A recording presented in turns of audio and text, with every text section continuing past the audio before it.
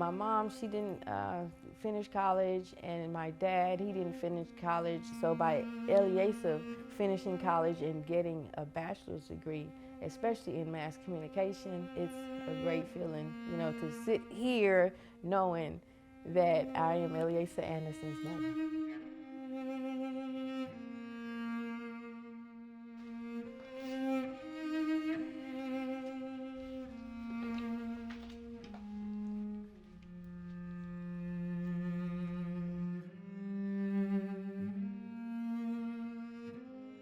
We are from the Caribbean.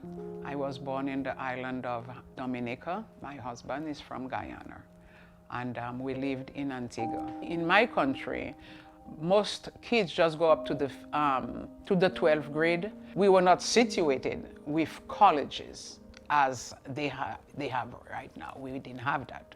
After you finish high school, and you would go to a grammar school, but we didn't have college at that time, so I didn't get to. Before I found out I was pregnant with Eleasah, my dreams and goal was to be a mortician, to go to college, to be a mortician. When she told me when she wanted to go to college and to be a mortician, to me it was a great thing, because we came here and we were not able to do this. We didn't get this opportunity. But now you are here, and there are lots of opportunities.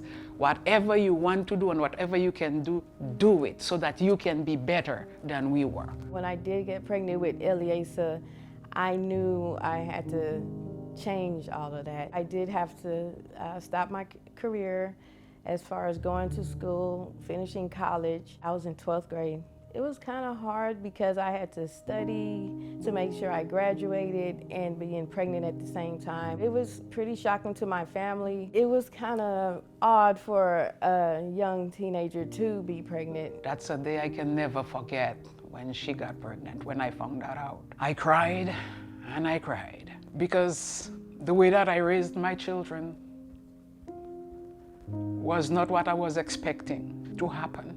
I teach them to wait till they get married, because that's how God has it planned. But for me, because of the standard that I had, the type of life that I live, it was really a shame for me. Sometimes people look down on people that, they get pregnant at an early age, but you just don't know what that child is going to become. When Ellie burned himself as a child, he was 15 months old. And Eleasah, he was a toddler, he was tall for his age, so he was able to reach things that a normal toddler wouldn't reach. So I had a small amount, maybe a cup of water, boiling water, to warm up his younger sister's bottle. I just remember grabbing it and just pouring it all on my body. That's when I heard screaming. And all I can see is just my skin just pink and red, just a lot of blood.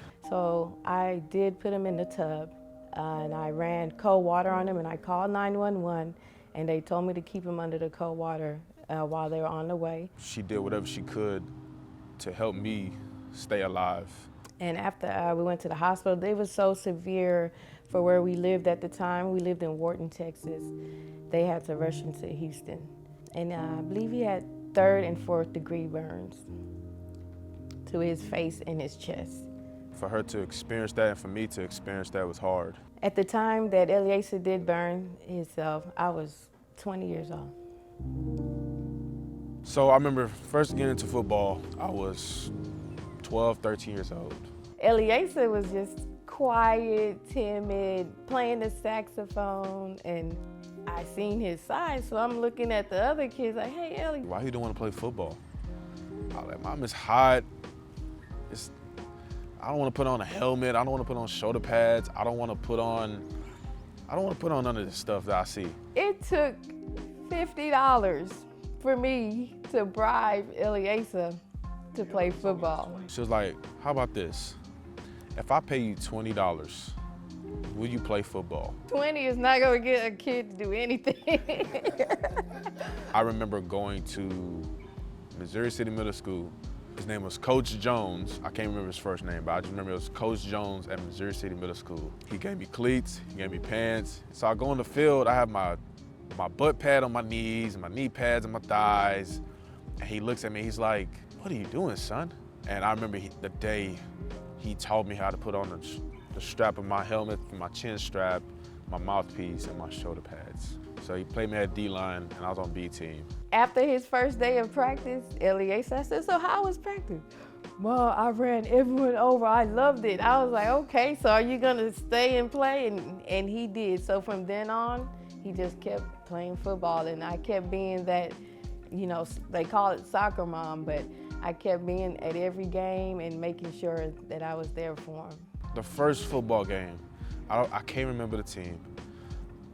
I ran to my grandma and I cried. I'm like, "I don't want to play, I don't want to play." She's like, "Come here, boy." And I held his hands and I prayed for him.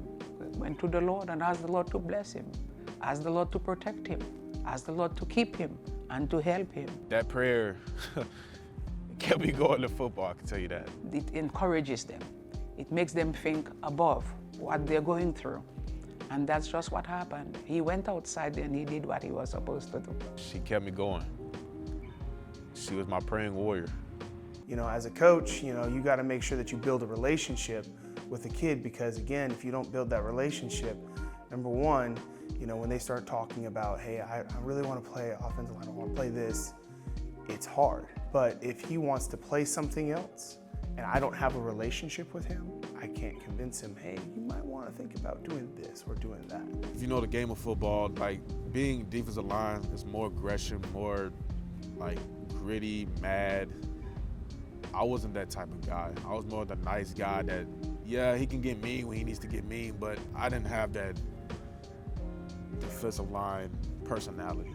Being a former O lineman, I was like, yeah, you're probably gonna be really great on that side of the ball. When Eleasah's grandfather passed away, he found out from, I believe his father had called him and let him know that he passed away. And from the moment he got that phone call, I started crying. I started screaming. I started throwing things around. And I went to him. I said, "What happened?" And he said, "My grandpa passed." Oh, it was just a real, you know, tragedy for him. because his grandfather was a great motivation for him. You know, he would pick him up during the summer, take him fishing, and he was in charge of a lot of things. He was a pastor as well, so he was training Eleasah in that direction. And I remember calling my head coach, Randall, and Lanza, Coach Lanza. I told him, "Hey, my grandpa passed away. I can't come to school today." When Eleasah was going through this, there was a lot of empathy. Usually when you think about kids, you know, their parents are the biggest influences. Well, in alief, that's not necessarily true. It could be their grandparents. It could be their aunt and uncle. My grandfather played a father role in my life. He was my dad to me. And it affected him his sophomore year, where he didn't even want to go to football practice. Grandpa died. I don't want to play football no more. I would encourage him to try to get up and go to workouts. He would just want to play his video game. When you know that somebody's hurting and we would try to come through and it wasn't helping, you kind of have to give them some space. We would encourage him and, you know, talk to him. My mom, she's a great inspiration when it comes to that. As a human being, different things can come in your life to discourage you. And sometimes you're on your face with it. You don't have, you know, you can't even get up because it is so hard. But if you have that little bit of determination inside of you, all you need is somebody or people that would come around you and speak to you and help you. We did let him know that this is what his grandfather would want, for him to pursue his career, pursue his dreams, because he's there watching and he hasn't went anywhere. Even though he's not here in person, he is here in spirit. It doesn't have to be a whole sentence. Just one word in what they say to you would just kick that little determination inside of you. I remember having a spiritual connection with my grandpa when he passed away, about how I should come back and play. So I think that kind of helped Eleasah, and once he realized that, he started saying, "I'm doing this for my grandfather." He had a conversation with me. He was like, "You need to go back. You need to be yourself. You need to be able to handle pressure. You need to be able to go through the hard things in life. And we need help from each other. No man is an island. No man is an island. But he did follow along, and now he's grateful that he didn't give up.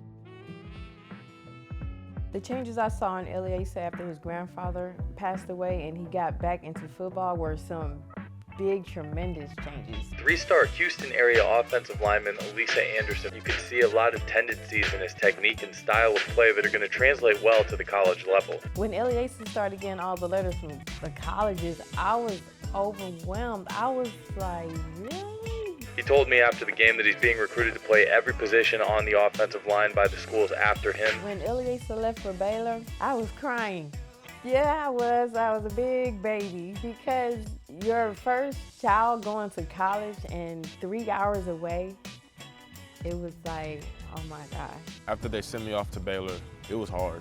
It just felt weird being by myself. I just remember they helping me move into my little apartment, my dorm. When they left, I was like, that's it?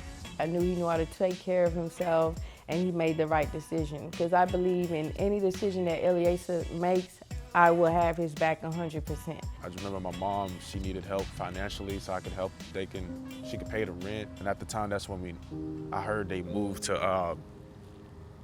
in with my grandma at the time. I was like, what happened? She was like, oh, we got evicted.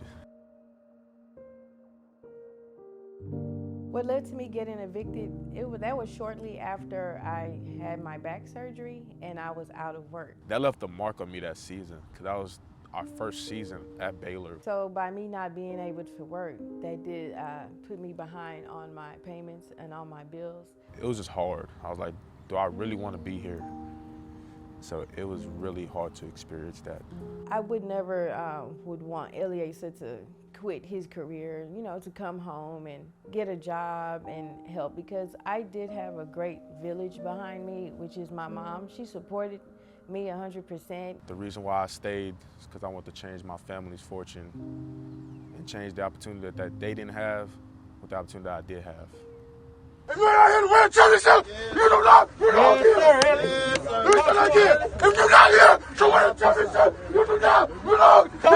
Champion! I only started 4 games as a redshirt freshman at Baylor. We got him late, and he broke his hand in training camp. Him in shape and healthy, I think you're going to see one of the best offensive linemen in the country at the FCS level.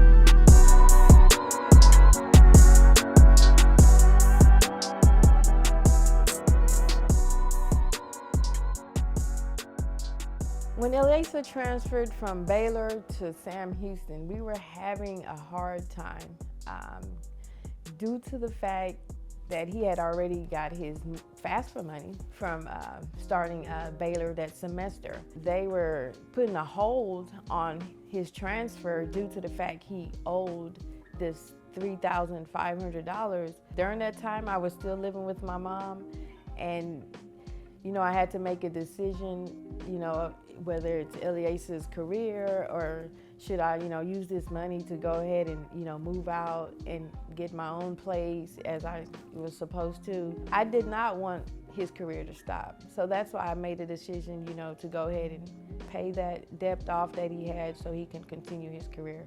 And I made the right choice. He went in there. He did what he was supposed to do. And he came back out complete. You got to run it out. Yankees got to go. He's tackled. Sam Houston wins it. The Bearcats capture their first FCS championship. Eleasah.